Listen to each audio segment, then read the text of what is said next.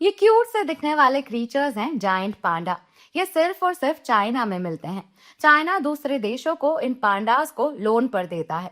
अब जो चीज लोन पर दी जाती है उसे वापस भी लिया जा सकता है।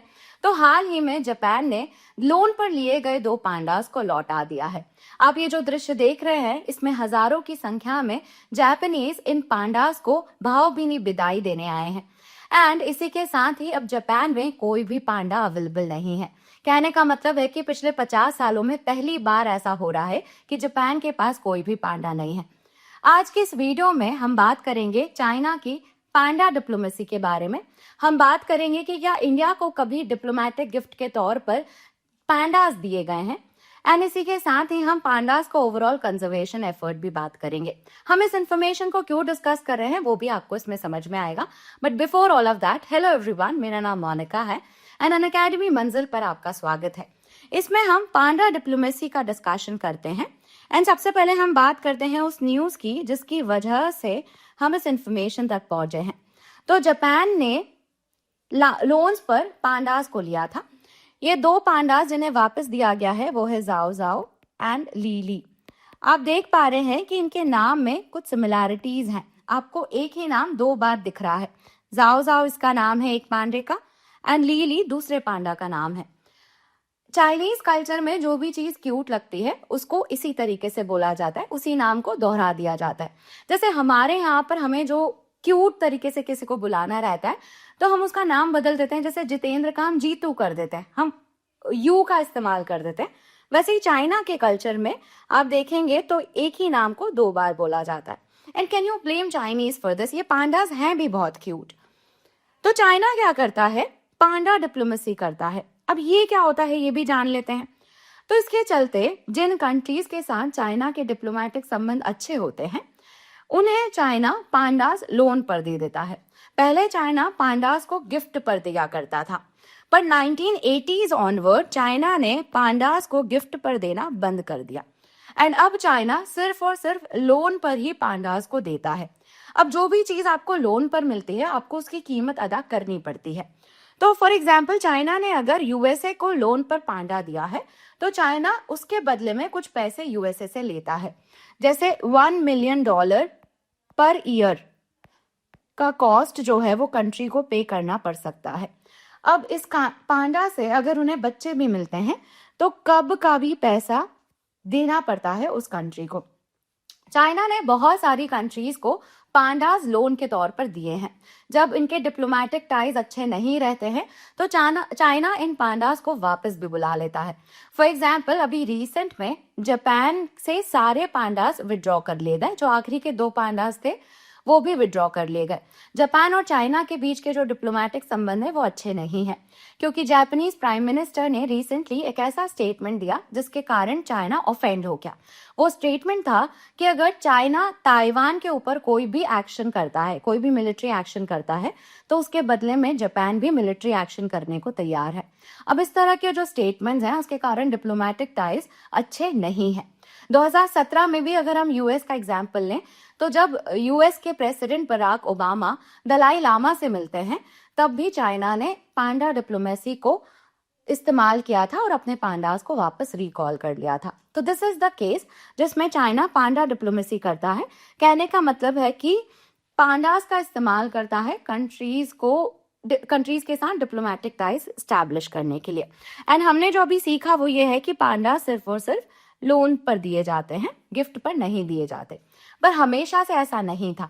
चाइना की जब हम हिस्ट्री खगालते हैं तो देयर हैव बीन इंस्टेंसेस जिसमें चाइना ने गिफ्ट पर पांडास को दिया है।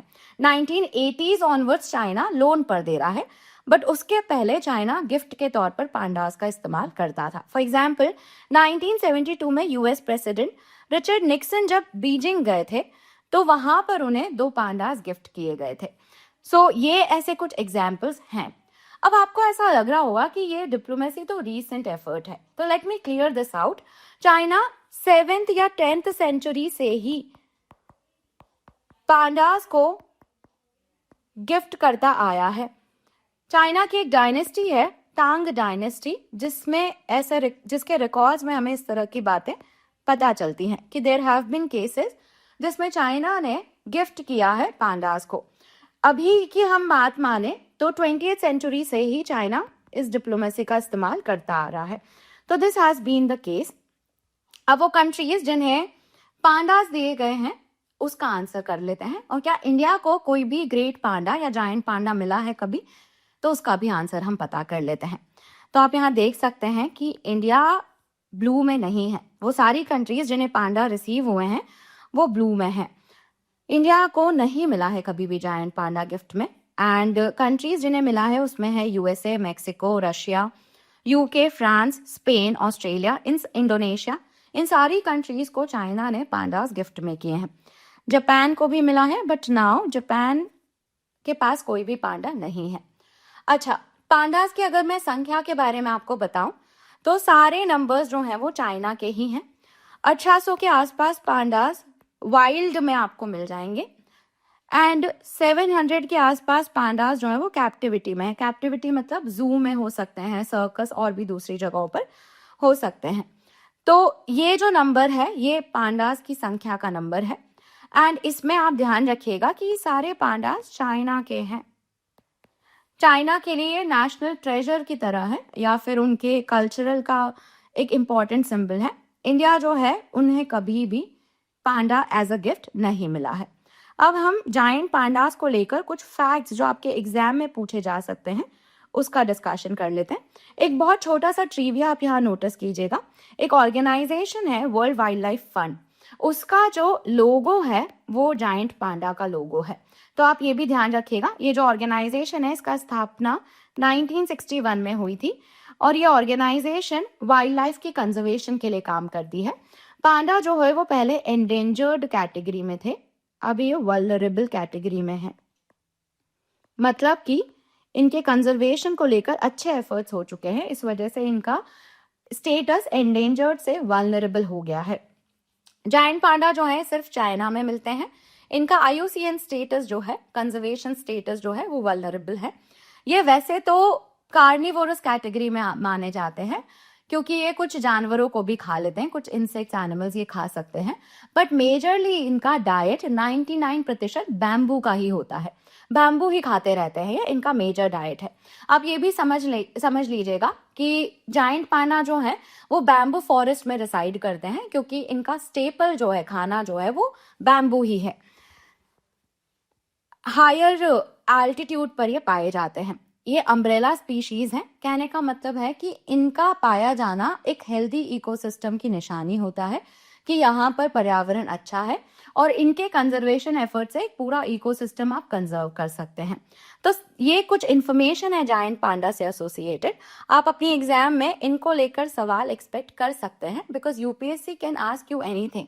ऐसे भी पूछा जा सकता है कि क्या जायंट पांडा इंडिया में पाए जाते हैं, या फिर आपको एक कंफ्यूजन भी क्रिएट किया जा सकता है कि रेड पांडा और जायंट पांडा के बीच में कंफ्यूजन क्रिएट किया जा सकता है। तो आप ध्यान रखिएगा, रेड पांडास जो हैं वो दूसरी जगहों पर जैसे इंडिया में भी पाए जाते हैं। जायंट पांडा सिर्फ और सिर्फ चाइना में पाए जाते हैं, वो चाइना के कल्चरल सिंबल का पार्ट है। अगर आपको इस तरह की इन्फॉर्मेशन पसंद है तो make sure to like the video and thank you for watching.